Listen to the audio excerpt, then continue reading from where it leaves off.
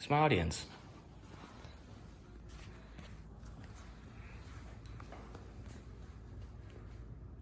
This is John Dahl.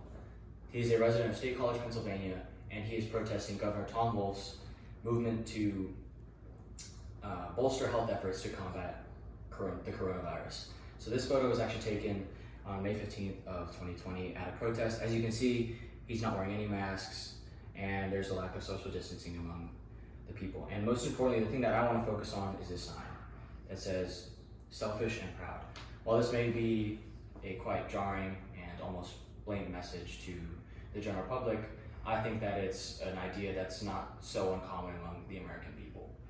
And I think that this kind of manifests itself in the American dream and people striving to better themselves. The individuality, it's your dream, it's your passion. While that is definitely not a bad thing, it makes people focus a lot on themselves as opposed to other people. And I see this personally within my own life as a teenager and as a person who is constantly on social media, that there are, according to the National Health Library, rising levels of depression, anxiety, and a lack of self-esteem. And as I said, I'm a user of Instagram, TikTok myself, and so I sometimes find myself falling into these traps of comparison between myself and whoever I may see while I'm scrolling, where that person is more attractive, better looking, more fit, more financially successful, or more successful in general. And it's obviously subjective depending on who you are, but you're constantly, subconsciously going to compare yourself to those other people, focusing on yourself, what you lack, what your shortcomings are compared to the perfect life that these people have on social media. And so the lesson that I want to talk about, what I learned personally through the Texas A&M Corps of Cadets, is demonstrating the aphorism, all for one and one for all. Dying to yourself a little bit for the benefit of the collective. And so just a little bit about me. I'm an only child, so I didn't have to share time, clothes, space with any siblings or other people. And it made me pretty selfish, and that's not really anybody's fault, but going into the Corps, that was something that I had to overcome.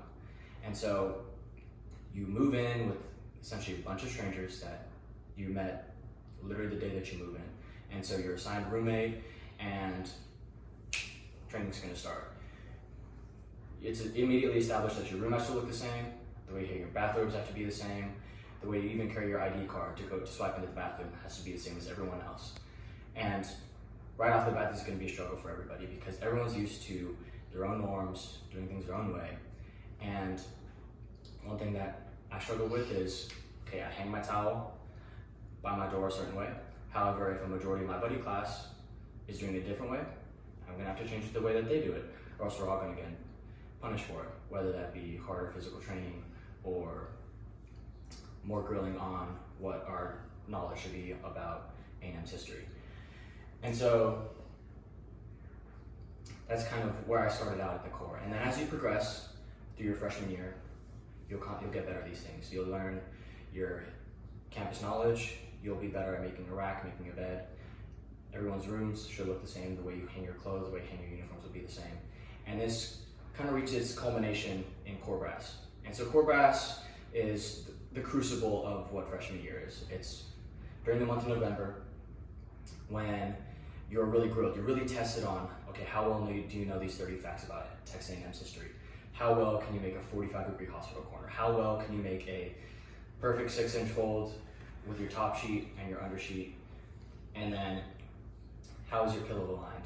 Are you all unified together as a buddy class? And so I want to focus on two small examples that I personally found. So one of the hardest workouts that I was ever a part of was a litter carry. So we had one of my buddies, over 200 pounds, sit on a litter, and he had 4 guys come up beside him, pick him up, and we just started running. And we didn't know the distance we were going, we didn't know how far it was going to be, but we knew that we just had to run, and we had to go as fast as we could with 4 guys holding him. And so you could be just hopped off from doing your duty carrying, but say the person on the back right is struggling, he's like, I need to switch, I need help. And if no one else is going to step up, you have to do it. So it's immediately breaking that mindset of, okay, I'm tired, this sucks for me, but what can I do to help out my buddies, help them out from their struggle? And so within yourself, you're having that one for all mentalities. Okay, what can I do as the one that I am to benefit the all, while also thinking about the collective. All of us are helping this one person who's in the litter. He can't help himself. It's because in a hypothetical, maybe military situation, he has to be medically evacuated and taken away because he sustained injuries that may threaten his life. And so, while this may be taken to a practical extreme, I'd like to leave you all with a thought. What would it look like if the collective pulled together for one individual who's lagging behind or struggling? That all for one idea. And then what would it look like on the flip side if that one person, or you as an individual, instead of lagging behind or struggling, finding the motivation and the confidence within yourself to push through it, to push forward for the greater benefit of all?